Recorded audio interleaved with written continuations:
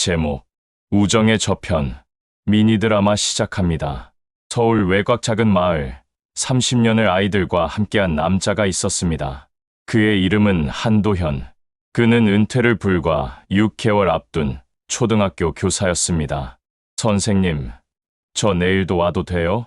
방과 후 교실에서 혼자 공부하던 아이가 물었습니다. 가정 형편이 어려워 학원을 다니지 못하는 아이였습니다. 아버지가 일용직 노동자로 일하고 어머니는 아파서 누워 계셨습니다. 물론이지. 선생님이 매일 기다리고 있을게. 도현은 아이의 머리를 쓰다듬으며 말했습니다. 그의 손은 따뜻했고 목소리는 부드러웠습니다. 30년간 그는 이렇게 아이들에게 정직과 성실을 가르치며 늘 묵묵히 살아왔습니다. 선생님, 저는 커서 선생님처럼 되고 싶어요. 아이의 순수한 눈빛이 도현의 마음을 따뜻하게 했습니다. 그래, 너는 훌륭한 선생님이 될 거야. 선생님이 믿어. 집으로 돌아가는 길, 도현은 작은 슈퍼 앞에서 걸음을 멈췄습니다. 진열대에 놓인 신문 일면, 거기에는 충격적인 제목이 박혀 있었습니다. 초등학교 예산 횡령 의혹, 교감 정광수 씨 조사 중. 도현의 손이 떨렸습니다. 정광수, 그는 도현의 대학 동기이자 30년을 함께 교직 생활을 해온 친구였습니다. 대학 시절 같은 하숙집에서 밥을 나눠 먹던 사이, 첫 발령을 받고 기뻐하며 술잔을 나눴던 친구, 서로의 결혼식에서 주례를 섰던 친구. 아니야, 광수는 그런 사람이 아니야. 도현은 신문을 사지 않고 발걸음을 재촉했습니다. 하지만 평온했던 일상은 이미 무너지기 시작하고 있었습니다. 다음 날, 학교는 난리가 났습니다. 기자들이 몰려왔고 학부모들이 항해 전화를 걸어댔습니다. 교무실은 아수라장이 되었습니다. 한 선생님, 정말 몰랐어요? 정 교감이랑 친하다며요? 동료 교사가 조심스럽게 물었습니다. 그 눈빛에는 의심이 담겨 있었습니다. 저도 오늘 아침에 알았습니다. 광수는 그런 사람이 아닙니다. 도현의 목소리는 흔들렸습니다. 하지만 그는 친구를 믿었습니다. 30년을 함께 한 친구가 그런 일을 할 리 없다고 굳게 믿었습니다. 하지만 선생님, 증거들이 계속 나오고 있잖아요. 장부도 발견됐고, 그래도 광수는 그런 사람이 아닙니다. 30년을 알았는데 제가 모를 리 없습니다. 점심시간, 도현은 구치소에 수감된 광수에게 면회를 신청했습니다. 하지만 광수는 면회를 거부했습니다. 이유도 없이, 설명도 없이. 왜 날 만나주지 않는 거야? 도현은 구치소 앞에서 한참을 서 있었습니다. 친구의 침묵이 그를 더욱 혼란스럽게 만들었습니다. 30년 우정이 이렇게 쉽게 무너질 수 있는 것일까요? 마을 사람들은 속삭이기 시작했습니다. 광수 혼자 했겠어. 분명 도현도 같이 했을 거야. 그렇게 친한 사이였는데 모를 리가 없지. 30년 교사 생활하면서 돈이 얼마나 궁했으면 아이들 가르치는 사람이 그런 짓을 하다니. 아무 증거도 없었습니다. 단 하나의 물증도 없었습니다. 하지만 오랜 세월 쌓아온 그의 명예는 한순간에 무너져 내리기 시작했습니다. 도현에게는 아들이 하나 있었습니다. 서울에서 작은 IT 스타트업을 운영하는 한재우. 그는 이제 막 회사를 키워가던 중이었습니다. 직원 20명, 연 매출 10억. 작지만 알찬 회사였습니다. 아버지, 이게 무슨 일이에요? 재우가 다급하게 전화를 걸어왔습니다. 그의 목소리에는 패닉이 묻어났습니다. 아들아, 걱정하지 마. 아무 일도 아니란다. 아무 일도 아니라고요. 인터넷에 다 떴어요. 포털 사이트 실시간 검색어에도 올랐고요. 투자자들이 연락을 끊고 있어요. 재우의 목소리는 떨리고 있었습니다. 분노와 불안이 뒤섞인 목소리였습니다. 재우야, 진정해. 아버지가 잘못한 게 없으니까 걱정하지 마. 아버지, 지금 그게 중요한 게 아니에요. 사실이든 아니든 루머만으로도 회사가 망할 수 있다고요. 아들아, 아버지가 직접 나서서 결백을 밝히세요. 제발요. 기자회견이라도 하세요. 재우야, 광수는 그런 짓을 할 사람이 아니다. 나는 친구를 의심하지 않는다. 아버지, 재우는 소리쳤습니다. 하지만 도현은 단호했습니다. 30년 친구를 배신할 수 없었습니다. 전화가 끊긴 후 도현은 한참을 멍하니 서 있었습니다. 아들의 목소리가 귓가에 맴돌았습니다. 사실이든 아니든 루머만으로도 회사가 망할 수 있다고요. 며칠 후 상황은 더 악화되었습니다. 검찰이 광수의 자택을 압수수색했고 거기서 이상한 장부가 발견되었습니다. 장부에는 암호 같은 글씨들이 가득했습니다. 그리고 그 중 한 페이지에 도현이라는 이름이 적혀 있었습니다. 날짜와 함께 2019년 3월 15일, 2020년 8월 22일, 2021년 5월 10일, 한도현 교사도 연루된 것으로 추정됩니다. 정광수 씨의 장부에서 한도현 씨의 이름이 여러 차례 발견되었으며 두 사람은 30년 지기 친구로 알려져 있습니다. 저녁 뉴스는 그렇게 보도했습니다. 추정일 뿐이었습니다. 하지만 사람들에게는 확정된 사실처럼 받아들여졌습니다. 다음 날 아침, 도현의 집 앞에는 기자들이 몰려 있었습니다. 한 선생님, 정 교감과 어떤 관계입니까? 예산 횡령에 연루되신 겁니까? 장부에 선생님 이름이 나온 것에 대해 어떻게 생각하십니까? 한마디만 해주세요. 도현은 고개를 숙인 채 빠르게 걸었습니다. 카메라 플래시가 터졌고 기자들의 질문이 쏟아졌습니다. 학교에 도착했지만 상황은 더 나빴습니다. 학부모 몇 명이 교장실 앞에서 시위를 하고 있었습니다. 한도현 교사 파면하라. 우리 아이들한테 그런 사람이 가르칠 수 없다. 30년 교사라는 게 부끄럽지도 않나. 도현은 그들을 지나쳐 교무실로 들어갔습니다. 동료 교사들의 시선이 따가웠습니다. 아무도 말을 걸지 않았습니다. 평소 친하게 지내던 후배 교사조차 눈을 피했습니다. 그날 오후 재우의 회사에 위기가 찾아왔습니다. 계약을 앞두고 있던 대형 투자사에서 연락이 왔습니다. 한 대표님, 죄송하지만 이번 계약은 보류해야 할 것 같습니다. 무슨 이유로요? 저희 실적은 좋았잖아요. 투자사 담당자는 잠시 침묵했습니다. 회사 이미지 문제가 있어서요. 대표님 아버지 건의. 저희로서는 투자자들에게 설명하기가 제 아버지는 아무 잘못도 하지 않으셨습니다. 단지 친구였다는 이유만으로. 그렇다 하더라도 현재 조사를 받고 계신 게 사실 아닙니까? 그리고 장부에 이름이 나왔다는 것도 이해해 주시기 바랍니다. 차갑게 끊어진 전화. 재우는 주먹으로 책상을 내리쳤습니다. 5년간 공들여 쌓아온 성과가 하루아침에 무너지고 있었습니다. 아버지 때문이야. 사무실 밖에서는 직원들이 수군거리고 있었습니다. 재우는 그 소리를 들을 수 있었습니다. 대표님 아버지가 횡령범이래. 우리 회사 망하는 거 아냐. 이력서 다시 써야 하나. 나는 가족도 먹여 살려야 하는데. 재우의 손이 떨렸습니다. 분노가 치밀어 올랐습니다. 5년간 밤낮 없이 일한 것이 직원들과 함께 꿈꾸던 미래가 무너지고 있었습니다. 그날 밤, 재우는 마을로 내려왔습니다. 얼굴은 상기되어 있었고 눈은 충혈되어 있었습니다. 차 안에서도 계속 전화가 걸려왔습니다. 거래처에서, 투자자에게서, 직원들에게서. 집 문을 열고 들어서자 도현이 거실에 앉아 있었습니다. TV에서는 뉴스가 나오고 있었습니다. 도현의 사진이 화면에 떴습니다. 재우야, 왔니? 아버지. 재우의 목소리는 차가웠습니다. 지금이라도 늦지 않았어요. 기자회견을 하세요. 정 교감과는 아무 관련이 없다고. 단지 친구일 뿐이라고 말씀하세요. 재우야, 나는 광수를 의심할 수 없어. 30년 친구를. 그럼 저는요? 재우의 목소리가 터져 나왔습니다. 제 인생은요? 5년간 밤새워가며 키운 회사가 무너지고 있어요. 직원들이 하나둘씩 떠나고 있어요. 투자자들이 등을 돌리고 있어요. 오늘만 거래처 3곳에서 계약을 취소했어요. 재우야, 진실은 반드시. 진실, 아버지. 세상은 진실로 돌아가지 않아요. 사람들은 소문만 믿어요. 루머만으로도 사람을 죽일 수 있어요. 그런데 아버지는 뭐 하세요? 가만히 앉아서 친구 감싸기만 하시잖아요. 재우야, 그렇게 말하는 게 아니다. 그럼 어떻게 말해야 돼요? 아버지, 솔직하게 말씀해 주세요. 정 교감보다 제가 덜 중요한 거예요. 30년 친구가 아들보다 더 소중한 거예요? 도현은 대답할 수 없었습니다. 그저 아들을 바라볼 뿐이었습니다. 역시 그렇군요.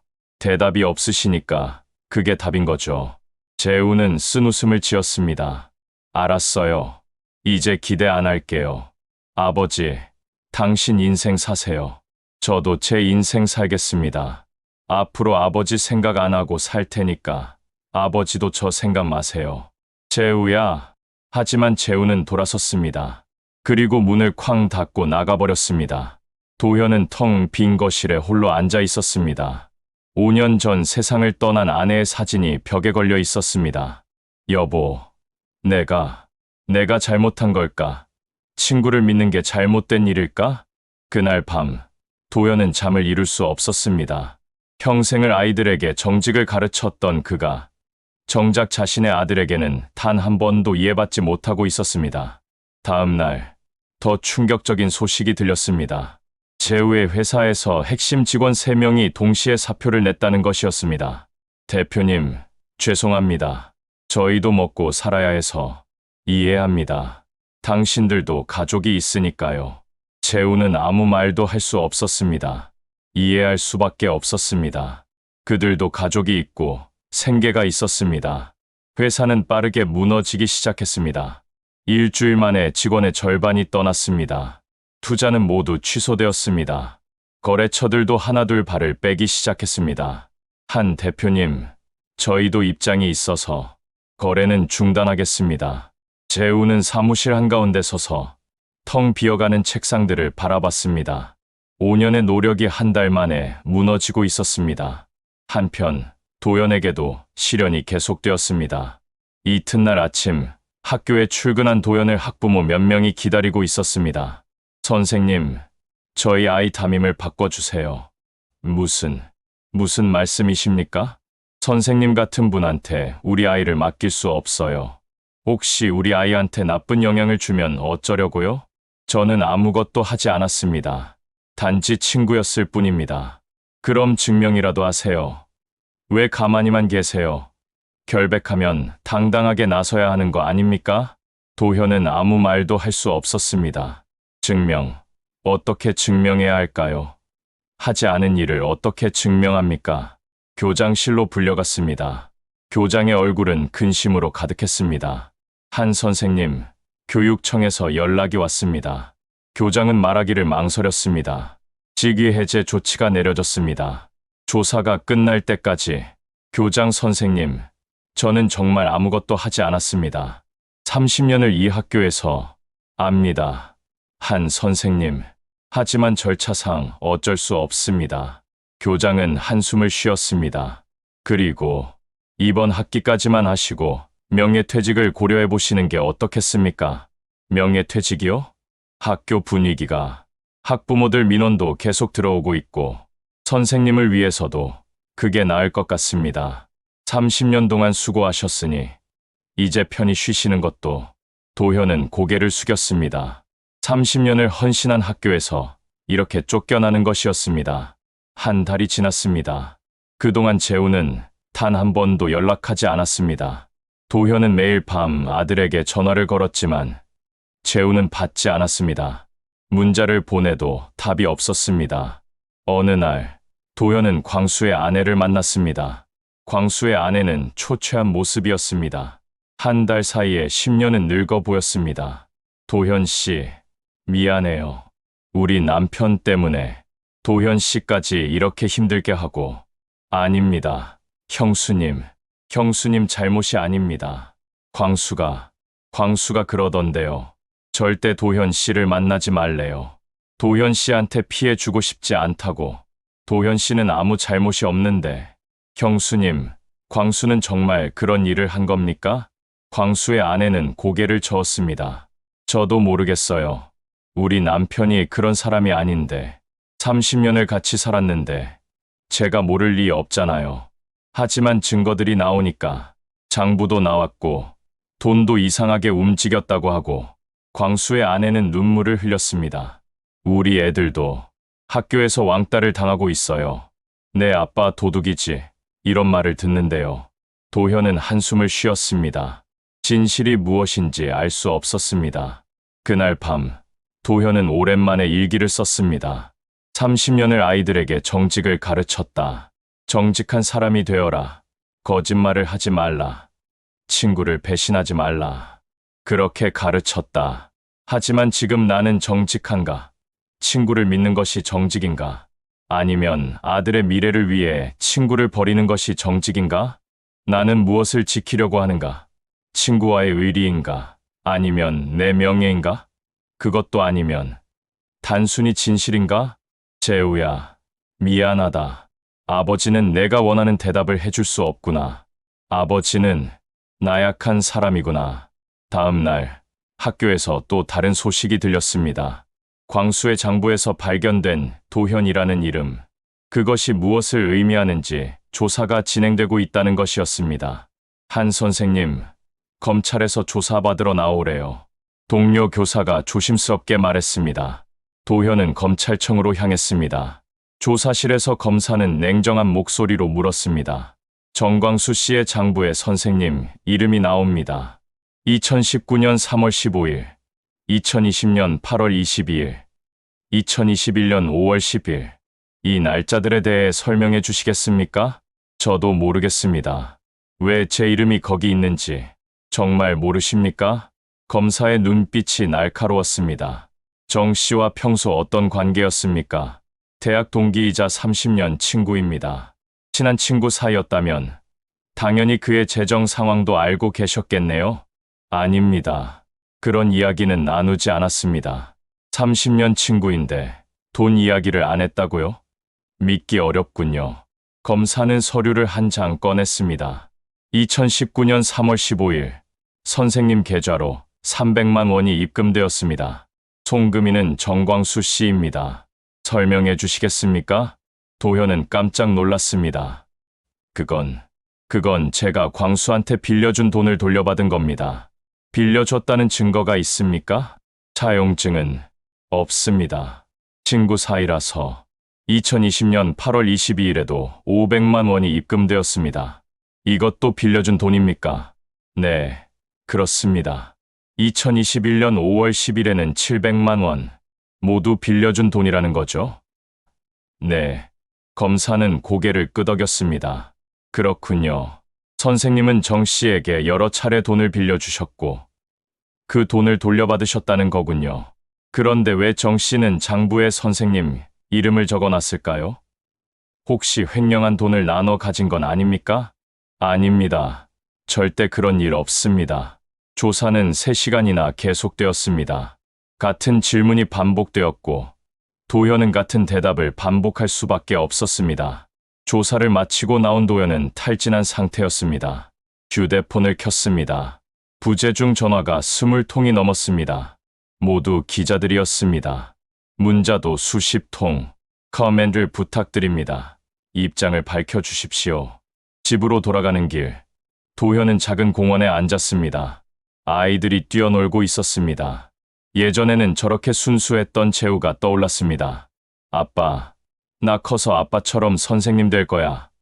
아빠는 세상에서 제일 멋진 선생님이야. 7살 재우가 환하게 웃으며 말했던 모습. 그때는 아들이 자신을 존경했습니다. 하지만 지금은 도현의 휴대폰이 울렸습니다. 광수의 아내였습니다. 도현 씨, 큰일 났어요. 무슨 일입니까? 광수가 편지를 남기고 도현의 가슴이 철렁 내려앉았습니다. 어젯밤 스스로 목숨을 세상이 무너지는 소리가 들렸습니다. 30년 친구가 광수가 그렇게 세상을 떠난 것입니다. 어떻게 그럴 수가. 도현은 그 자리에 주저앉았습니다. 공원의 아이들은 여전히 웃으며 놀고 있었지만 도현의 세계는 완전히 멈춰버렸습니다. 다음 날 도현은 광수의 집으로 달려갔습니다. 광수의 아내가 눈물을 흘리며 서 있었습니다. 도현 씨, 이걸 도현 씨한테 전해달라고 했어요. 떨리는 손으로 건네받은 편지. 도현은 그 자리에서 편지를 펼쳤습니다. 도현아, 미안하다. 너를 이렇게 힘들게 할 줄 몰랐다. 내가 장부에 내 이름을 쓴 건 내가 공범이어서가 아니야. 내가 너한테 도움을 요청하려고 적어둔 거야. 하지만 차마 말할 수 없었어. 너까지 연루시킬 수 없었거든. 도현아, 사실은 나도 억울해. 나도 누명을 쓴 거야. 진짜 범인은 따로 있어. 바로 우리 학교 이사장이야. 그 사람이 예산을 빼돌리고 나한테 죄를 뒤집어 씌운 거야. 하지만 나는 말할 수 없어. 이사장의 딸이 백혈병으로 투병 중이거든. 만약 이사장이 감옥에 가면 그 아이는 치료를 받을 수 없어. 나는 선택했어. 한 아이의 생명과 내 명예. 나는 아이를 택했어. 선생님으로서 마지막 선택이야. 도현아, 미안하다. 너까지 힘들게 해서. 그리고 재우한테도 미안하다고 전해줘. 삼촌이 잘못했다고. 부디 재우가 다시 일어설 수 있기를. 그리고 도현아, 제발 재우를 용서해달라고 말해줘.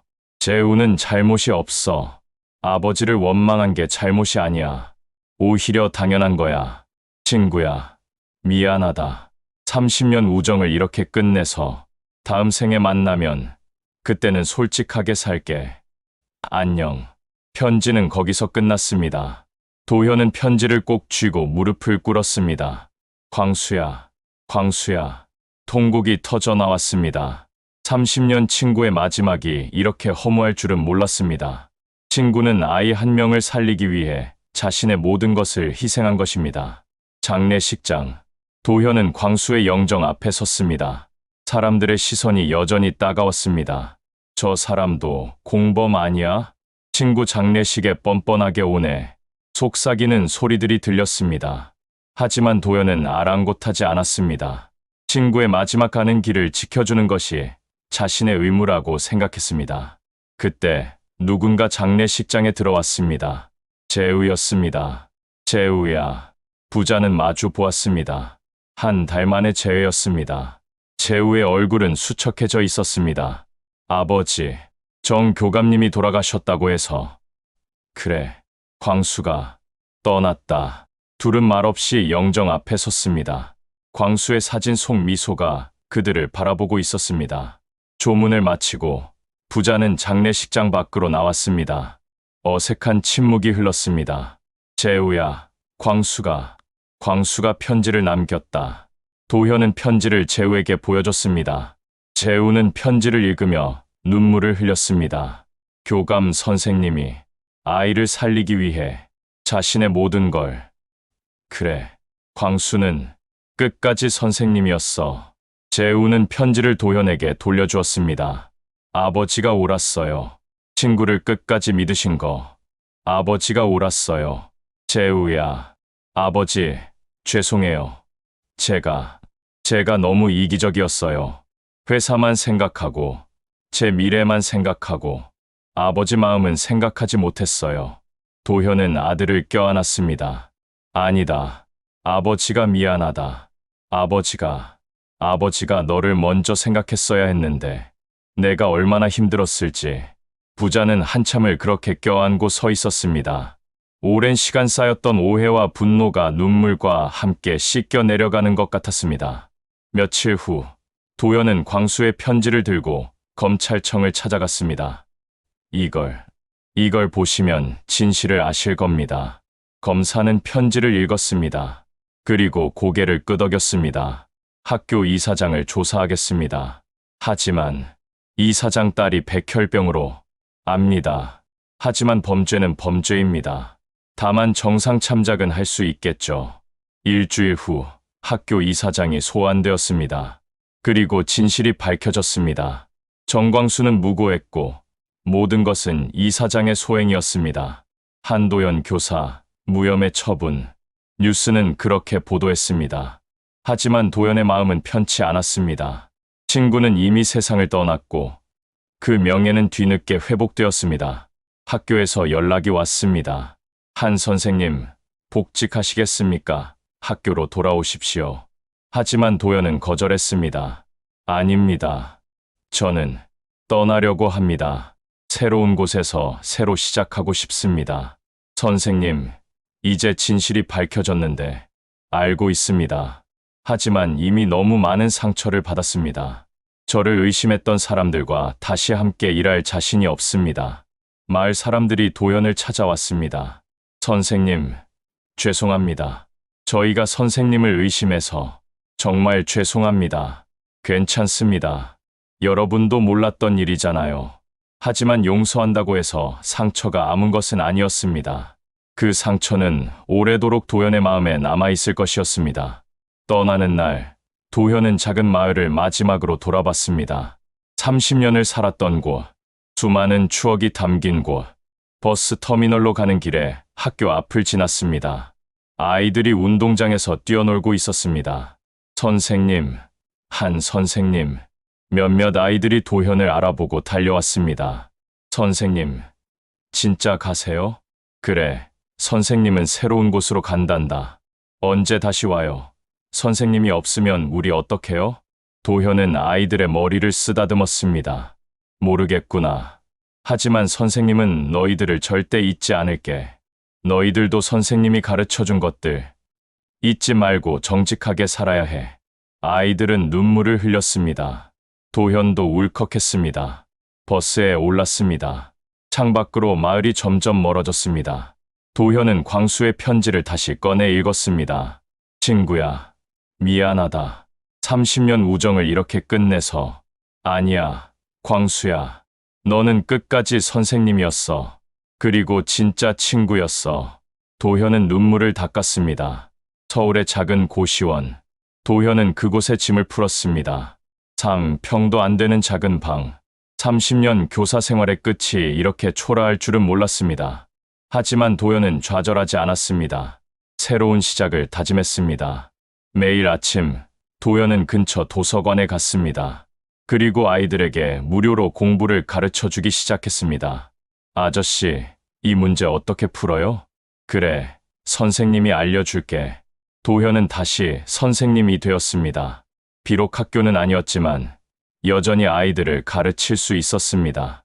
첫 주에는 아이 3명이 왔습니다. 다음 주에는 5명, 한 달 후에는 10명이 넘는 아이들이 도현을 찾아왔습니다.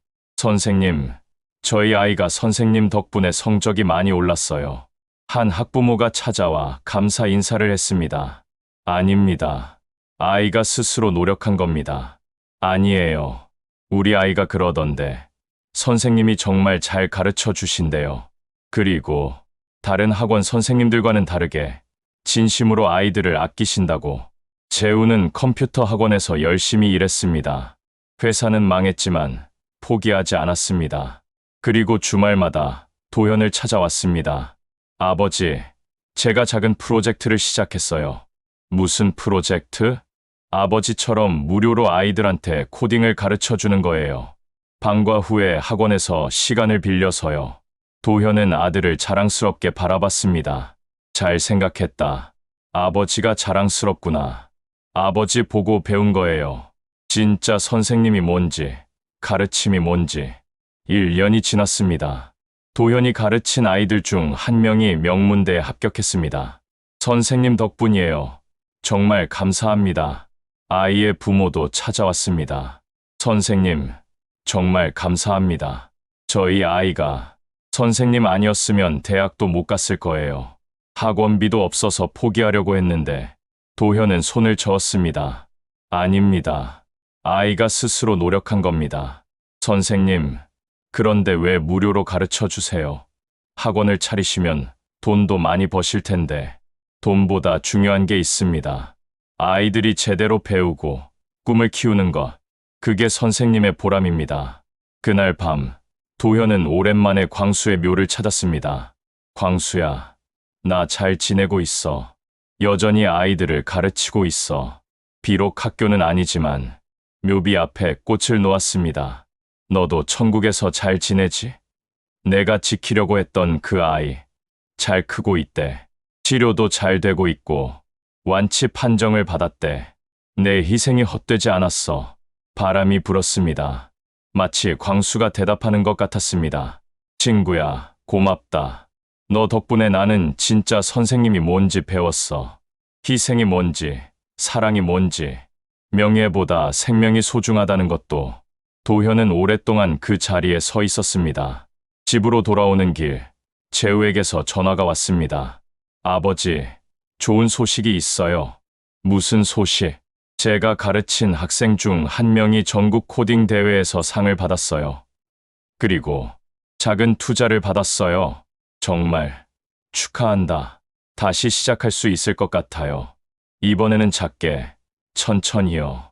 아버지가 가르쳐 주신 것처럼 욕심내지 않고. 도현은 미소 지었습니다. 잘 생각했다. 아버지가 응원한다. 아버지, 이번 주말에 만나요. 제가 맛있는 거 사드릴게요. 그래, 아버지가 기다리고 있을게. 전화를 끊고 도현은 하늘을 올려다봤습니다. 여보, 우리 아들 잘 크고 있죠? 당신도 자랑스럽죠? 광수도 하늘에서 보고 있겠죠? 별이 반짝였습니다. 마치 아내와 광수가 함께 대답하는 것 같았습니다. 도현은 작은 방으로 돌아왔습니다. 책상 위에는 아이들의 숙제가 쌓여 있었습니다. 내일도 바쁘겠네. 하지만 도현은 행복했습니다. 비록 학교를 잃었지만 여전히 선생님이었습니다. 비록 명예를 잃었다가 되찾았지만 더 중요한 것을 얻었습니다. 진정한 가르침이 무엇인지 도현은 일기를 펼쳤습니다. 오늘로 서울에 온 지 1년이 되었다. 힘든 시간이었지만 후회하지 않는다. 광수야, 너의 희생은 헛되지 않았어. 너 덕분에 나는 진짜 선생님이 뭔지 알았어. 명예나 돈이 아니라 아이들을 진심으로 사랑하는 것, 때로는 희생하는 것, 그게 선생님이야. 재우야, 너도 이제 알겠지. 아버지가 왜 친구를 끝까지 믿었는지. 때로는 믿음이 어리석어 보일 수 있어. 하지만 그 믿음이 없다면 우리는 무엇을 지킬 수 있을까? 나는 이제 행복하다. 작은 방이지만 편안하고, 적은 돈이지만 충분하고, 명예는 한 번 잃었다 되찾았지만 그보다 더 소중한 자존심은 지켰다. 그리고 무엇보다 나는 여전히 선생님이다. 그것으로 충분하다. 일기를 덮고 도현은 창밖을 바라봤습니다. 내일도 아이들이 올 것입니다. 질문을 가득 안고 순수한 눈빛으로 좋아, 내일도 열심히 가르쳐 주자. 도현은 미소 지었습니다. 비록 험난한 길을 걸어왔지만 그는 여전히 걷고 있었습니다. 그리고 그 길 위에서 그는 여전히 선생님이었습니다. 30년 교사 한도현의 이야기. 그것은 명예를 잃고 다시 찾은 이야기가 아닙니다. 친구를 믿고 배신당한 이야기도 아닙니다. 그것은 한 사람이 무엇을 선택하고 무엇을 지키며 어떻게 다시 일어서는지에 대한 이야기입니다. 그리고 그 이야기는 아직 끝나지 않았습니다. 도현은 여전히 아이들을 가르치고 있고, 재우는 여전히 성장하고 있고, 광수의 가르침은 여전히 살아 있습니다. 때로 인생은 우리에게 가혹합니다. 증거도 없이 의심받고, 노력해도 무너지고, 정직해도 배신당합니다. 하지만 그 가혹함 속에서도 우리는 선택할 수 있습니다. 무엇을 믿을지, 무엇을 지킬지, 어떻게 살아갈지. 한도현은 선택했습니다. 친구를 믿고 신념을 지키고 다시 일어서기로. 그리고 그 선택은 옳았습니다. 비록 대가가 컸지만 그는 자신을 잃지 않았습니다. 여러분, 이 이야기가 여러분께 작은 위로가 되었기를 바랍니다. 인생이 힘들 때, 누명을 쓸 때, 억울할 때를 기억하세요. 진실은 언젠가 밝혀집니다. 시간이 걸릴 수 있지만 반드시 밝혀집니다. 그리고 그때까지 포기하지 마세요. 자신을 믿고 신념을 지키고 계속 걸어가세요. 한도현처럼, 정광수처럼 그들은 교사였습니다. 끝까지 감사합니다. 구독과 좋아요 부탁드립니다.